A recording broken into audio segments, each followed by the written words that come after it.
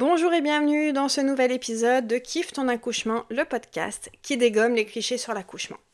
Petite présentation rapide, comme d'habitude, je suis Amandine, accompagnante à la naissance, j'habite près de Lyon, je suis maman de 3 enfants et j'adore dégommer les clichés sur l'accouchement pour vous permettre d'arriver à la maternité en étant informé, sûr de vous et pour pouvoir kiffer votre accouchement. Alors, dans cet épisode, cette semaine, j'ai envie de vous parler des erreurs que j'ai faites pour mon premier accouchement. La semaine dernière, mon fils a fêté ses 21 ans, déjà. Croyez-moi, je vous jure, ça met un sacré coup au moral de voir son fils fêter ses 21 ans. Il a obtenu son permis moto. Bref, ça m'a mis un coup de massue. Et en fait, c'est marrant parce que à chaque année pour son anniversaire, je repense forcément au jour de mon accouchement. Et mon premier accouchement a été archi médicalisé. Et souvent, j'ai une petite pointe de nostalgie, une petite pointe de bienveillance pour l'Amandine que j'étais à l'époque. À l'époque, j'étais jeune, j'avais que 23 ans. J'étais très naïve quand même, et surtout bien formatée, avouons-le, très clairement. En fait, j'étais la première de mes amies à être enceinte. À l'époque, il n'y avait pas les réseaux sociaux, il n'y avait pas autant d'informations qui circulaient. Et la seule représentation que j'avais de l'accouchement, c'était celle qu'il y avait dans les films ou dans des émissions du style Baby Boom. Et en fait, autant que je me souvienne, on m'a toujours vendu l'accouchement comme quelque chose qui était flippant, comme un acte médical. Et forcément, le domaine médical, moi, j'ai pas de diplôme, j'ai pas d'expérience, donc j'ai toujours vu un peu l'accouchement comme une opération, c'est-à-dire on va m'accoucher. Et la sage-femme, le gynéco, a les compétences pour ça. Et en plus, il n'y a personne dans mon entourage qui venait déconstruire cette image. Que ce soit ma mère, ma grand-mère ou mes amis, en fait, tout le monde semblait être d'accord avec cette façon d'accoucher. Donc, j'ai vraiment été formatée, conditionnée à l'accouchement médicalisé. Et surtout, je me suis posé aucune question. J'étais tellement formatée que ce que je voyais à la télé, c'était la réalité. Ma mère a accouché aussi de son 3e enfant, donc de mon frère, c'était dans les années 90. Donc elle a eu la péridurale. Quand elle me parle de son accouchement, je me rappelle, très souvent, elle me dit « Oh là là, moi pour ton frère, je me rappelle, j'étais dans la salle d'accouchement, on m'avait posé la péridurale, je sentais plus rien, j'étais en train de lire, même les sages-femmes passaient, elles étaient étonnées de me voir aussi détendue. » Alors pendant des années, c'était l'image que j'avais de l'accouchement. Péridurale, déconnectée de ce qui se passe, à attendre que le bébé arrive. Et voilà, c'est vraiment l'image que j'avais de l'accouchement, donc je me suis préparée pour accoucher comme ça. Et surtout, à l'époque, qui est-ce que j'étais finalement pour remettre en question cette façon d'accoucher? J'étais tellement persuadée que c'était comme ça. Il n'y a personne qui est venu à un moment me taper sur l'épaule en me disant « Hep, tu sais que tu pourrais accoucher autrement, tu sais que la péridurale, elle n'est pas obligatoire, tu sais que t'es pas obligé d'accoucher allongé. » Enfin, il n'y a personne qui est venu un petit peu titiller ma curiosité, qui est venu me faire entrevoir qu'il y avait une autre façon d'accoucher que la façon que j'avais vue à la télé. Donc, je me suis préparée à accoucher comme ça. Et donc, pendant ma grossesse et mon accouchement, j'ai fait finalement ce qu'on attendait de moi sans jamais, jamais, jamais rien remettre en question. Il n'y a pas une seule fois où j'ai dit je suis pas d'accord avec ça, ou est-ce qu'on peut faire autrement, ou expliquez-moi. Rien. J'étais vraiment cette petite fille docile, un petit peu comme... J'ai vraiment le sentiment comme quand on est à l'école et qu'on veut être bien vu par la maîtresse. Je sais pas si vous voyez ce que je veux dire, où on fait gentiment ce qu'elle dit, sans jamais élever la voix, sans jamais trop poser de questions, en étant discrète parce qu'on veut être bien vu par la maîtresse. Et là, j'avais vraiment ce sentiment de, il y a le médecin en face de moi, je suis cette petite fille inexpérimentée, qui sait pas trop, donc, je vais faire ce qu'on attend de moi. Et j'ai eu les visites mensuelles, à l'époque, on faisait des touchés vaginaux tous les mois. Je me suis jamais posé de questions, pour moi c'était obligatoire. Petit spoiler, ce n'est pas obligatoire, vous pouvez refuser les touchés vaginaux, les espacer, vous n'êtes pas obligé d'avoir un toucher vaginal à chaque visite, c'est vraiment vous qui décidez.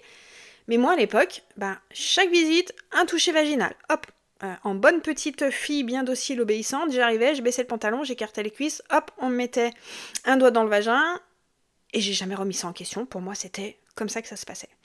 Le jour de mon terme, on m'a dit vous venez tel jour, telle heure, parce que vu que j'avais dépassé le terme, ils voulaient me déclencher.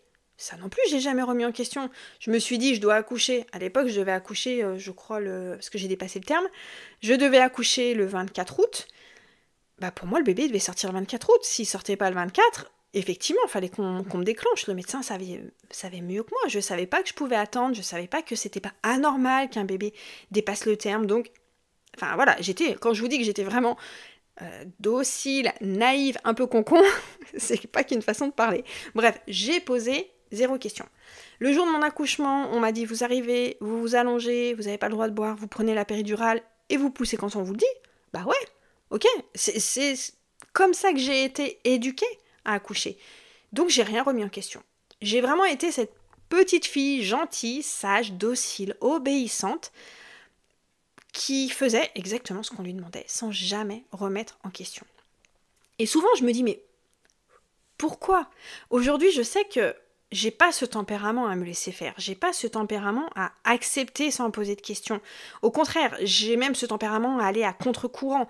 Tu me dis qu'il faut faire blanc, et ben moi je vais farfouiller pour trouver comment faire noir. Tu veux que j'aille à droite, et ben je vais te montrer que je peux aller à gauche. Donc voilà, j'ai vraiment cet état d'esprit, et souvent je me dis mais pourquoi à ce moment-là je me suis laissée autant faire. Et c'est vrai que je me dis, bah déjà j'étais jeune, il n'y avait pas autant d'informations, et surtout j'étais vraiment archi conditionnée, formatée. J'avais peur de l'accouchement. On m'a dit que pour accoucher, il fallait faire de telle façon. Je me suis laissée faire. Parce que j'étais pas déconstruite, entre guillemets, et qu'il n'y a personne qui m'a montré une autre façon d'accoucher. Il n'y a personne qui a éveillé ma curiosité. Et tout autour de moi était pensé accouchement médicalisé, passif et assisté. Et c'est pour ça que j'ai voulu aussi créer ce podcast, que j'ai créé ce compte, que je donne autant d'informations sur Instagram, dans ma newsletter et de partout. C'est que moi, mon rôle, c'est pas de vous dire il faut accoucher de telle ou telle façon, il faut accoucher sans péridurale parce que c'est mieux, il faut accoucher à la maison parce que c'est mieux, mais pas du tout. Moi, mon rôle, c'est juste de planter des petites graines, d'éveiller votre curiosité et de vous dire « Ah, attends, alors, je vais peut-être aller m'enseigner, je vais peut-être aller chercher, je vais voir s'il y a une autre façon d'accoucher qui est possible. » Et moi, c'est vraiment ça, ce dont j'aurais eu besoin quand j'étais plus jeune. Pas que quelqu'un me dise « accouche sans péridurale parce que c'est mieux », j'étais pas prête à ça. Mais juste quelqu'un qui me dise « est-ce que tu sais que tu peux accoucher autrement ? Est-ce que tu sais que tu as le droit des fois de dire non au médecin ? Est-ce que tu sais que tu as le droit de refuser ce déclenchement parce qu'il n'est pas justifié ?» Ça m'aurait permis finalement de gagner en confiance et de sortir un petit peu de ce système, de cette société, de ce système qui m'a fait croire que je ne savais pas faire. Et en fait, j'ai vraiment le sentiment de m'être fait voler mon premier accouchement et j'ai très longtemps mal vécu mon accouchement et culpabilisé sans arriver à mettre le doigt sur le pourquoi. J'ai eu un accouchement avec une péridurale, avec une épisiotomie, avec des forceps où je n'ai pas pu boire. J'ai eu un accouchement classique finalement, c'est ce que je voyais à la télé. Quand je racontais aux gens mon accouchement, personne s'est horrifié en me disant « Oh là là, mais c'est pas normal !» Non. Pour tout le monde, mon accouchement, il était normal, banal, classique. Mais moi, je sentais au fond de moi qu'il y avait quelque chose qui me dérangeait, mais j'arrivais pas à mettre le doigt dessus, parce que j'avais pas les informations. Et le plus dur dans mon accouchement, ça n'a pas finalement été le déroulement en soi, c'est cette culpabilité que je me suis portée pendant des années, en pensant qu'il y avait quelque chose que j'avais mal fait. Parce que j'étais encore un petit peu dans ce schéma de cette petite fille gentille, docile, obéissante. Je me disais, il y a quelque chose que j'ai pas dû faire correctement. Peut-être que j'ai pas été assez attentive pendant mes préparations à l'accouchement. Peut-être que j'ai pas assez écouté la sage-femme. Peut-être que j'ai pas poussé correctement quand elle me le disait. Et donc, je portais la culpabilité et l'idée que c'était mon corps qui avait merdé pendant mon accouchement. D'ailleurs, tout ça, je vous en parle beaucoup plus dans l'épisode 26 qui s'intitule « Ce n'est pas de votre faute » où justement, je reviens sur ma propre expérience et comment enlever un petit peu ce poids de la culpabilité pour celles qui auraient vécu un accouchement médicalisé ou qui n'auraient pas vécu les choses comme elles l'imaginaient pour essayer justement un petit peu d'enlever ce poids de la culpabilité. Et comme je vous disais, moi je me le suis porté mais pendant super longtemps. Pendant très longtemps, je savais qu'il y avait quelque chose qui n'allait pas dans mon accouchement, mais j'étais tellement dans un monde qui me disait que c'était normal, que c'est pas mon accouchement, ce n'est pas le système que j'ai remis en question, mais c'est moi et mon corps. Donc, ce qui m'a vraiment manqué finalement, c'était ce regard nouveau. Juste quelqu'un qui me dise que je peux accoucher autrement, que j'ai mon mot à dire, que je sais accoucher, que je peux dire non, que je peux éviter une médicalisation inutile. Tout ça, ça aurait planté des petites graines, ça aurait fait son chemin, et je pense qu'il y a certaines choses que j'aurais refusées. Et surtout, ça m'aurait sorti de cette posture de petite fille sage, docile et obéissante. Et je pense que ce qui m'anime le plus aujourd'hui dans mon activité, c'est vraiment d'essayer à un maximum de femmes de sortir de ce système qui laisse penser qu'une femme, quand elle est enceinte, elle n'est pas capable de mettre son bébé au monde, qu'elle doit être gentille, docile, obéissante, pas poser de questions et se laisser totalement faire. Et moi, j'ai vraiment envie de faire bouger ça. J'ai vraiment envie de vous faire prendre conscience que vous pouvez sortir de ce rôle en vous informant. Le savoir, c'est le pouvoir. Plus vous aurez d'informations, plus vous allez pouvoir casser ce système qui vous fait croire que vous n'êtes pas capable et que vous devez vous laisser faire. C'est faux et archi faux. Et je pense que c'est le plus gros problème qu'il y a actuellement dans notre société par rapport à l'accouchement. C'est cette idée qu'on ne sait pas accoucher et qu'il faut qu'on se laisse faire. Et c'est ce qui amène à un lot de complications. C'est ce qui amène un lot d'accouchement qui est long et compliqué. Et le pire, c'est que tout ça amène, en bout de course, à faire croire aux femmes que leur corps n'est plus foutu de mettre leur bébé au monde et que cette médicalisation est nécessaire. C'est vraiment le serpent qui se mord la queue. Donc voilà, moi j'ai vraiment envie de vous éviter autant que possible de vivre ces erreurs, de vivre ce que j'ai vécu pour mon premier accouchement. J'ai vraiment envie de vous éviter d'être cette Amandine naïve et docile qui se laisse complètement faire. Vous n'avez qu'un seul accouchement et c'est important de ne pas vous le laisser voler cet accouchement à cause des protocoles, à cause d'un manque de confiance, des peurs qui sont souvent les peurs des autres finalement. C'est important d'avoir les connaissances pour vous permettre justement de gagner en confiance et en assurance et de pouvoir rester actrice de votre accouchement. Que vous souhaitiez accoucher avec ou sans péridurale, c'est important de reprendre confiance en vous et de pouvoir vivre votre accouchement le mieux possible, de vraiment rester actrice de votre accouchement. Mes 3 astuces pour vous éviter de faire les mêmes erreurs que moi pour votre premier accouchement. La première, ce serait de vous renseigner pour changer votre vision de l'accouchement. 90% des informations que vous entendez et que vous voyez sont fausses et ne servent qu'à vous faire peur et à vous faire croire que vous ne savez pas mettre votre bébé au monde et que vous avez besoin de l'équipe médicale. Donc, allez chercher l'information, vérifiez toujours dès que vous entendez quelque chose de flippant sur l'accouchement, faites pause et dites-vous, est-ce que c'est la vraie vérité absolue? Et que ça vienne de votre entourage, de la télé, mais même des soignants, parce que malheureusement, il y a des soignants qui sont formatés aussi, et qui vont vous faire croire que vous n'êtes pas capable, qu'il faut prendre la péridurale, qu'il ne faut pas boire pendant l'accouchement, parce que au cas où il y ait quoi que ce soit.